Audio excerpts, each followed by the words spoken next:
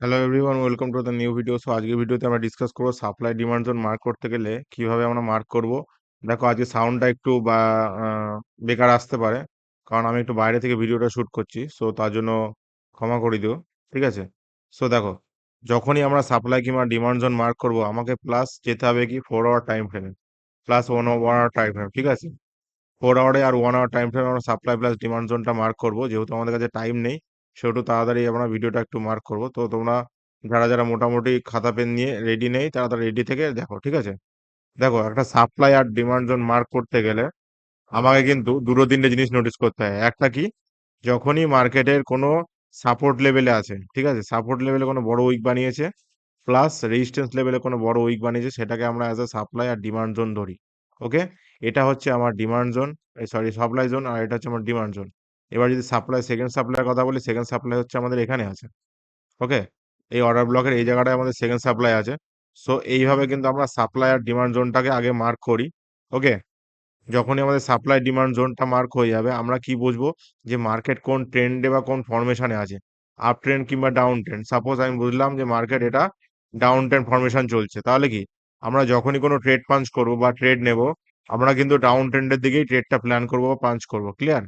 এবার যখনই supply demand zone mark হয়ে গেল, এবার কি করলে তোমরা জাস্ট এর মধ্যে দেখো ছোট ছোট সাপ্লাই রয়েছে, ডিমান্ড রয়েছে, ঠিক আছে?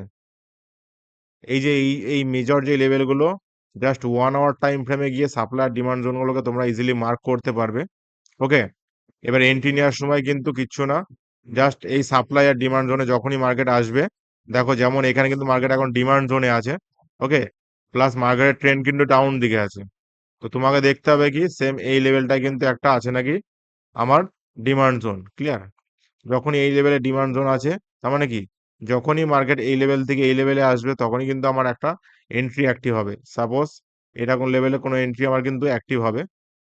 যদি আমি দেখিয়ে দিই, এরকম লেভেলে আমাদের কোনো এন্ট্রি অ্যাক্টিভ হবে, এই লেভেল পর্যন্ত টার্গেট রেখে আমরা কাজ করে চলবো, ঠিক আছে? রেসেল থাকবে small. Clear?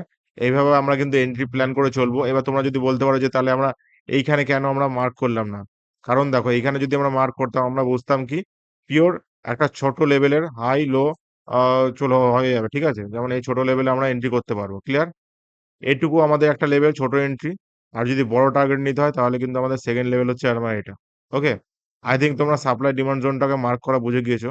1 hour R 4 our time ফ্রেমে আমাদের শুধু সাপ্লাই আর ডিমান্ড জোনগুলোকে মার্ক করতে হয়।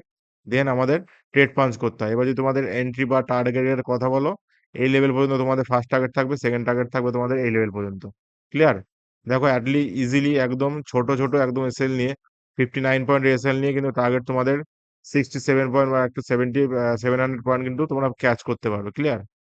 আই হোপ তোমাদের ভিডিওটা একটু হলেও পছন্দ হয়েছে। আর যদি ভিডিওটা ভালো লাগে থাকে, অবশ্যই একটা লাইক, শেয়ার এবং সাবস্ক্রাইব করে দেবে। আর দেখা হচ্ছে নেক্সট ভিডিওতে, কারণ আজকে একটু তাড়াহুড়োর মধ্যে আছি আমি। আমাদের 7টার মধ্যে ভিডিওটা আপলোডও করতে হবে। ওকে? চলো দেখা হচ্ছে নেক্সট দিন নেক্সট ভিডিওতে।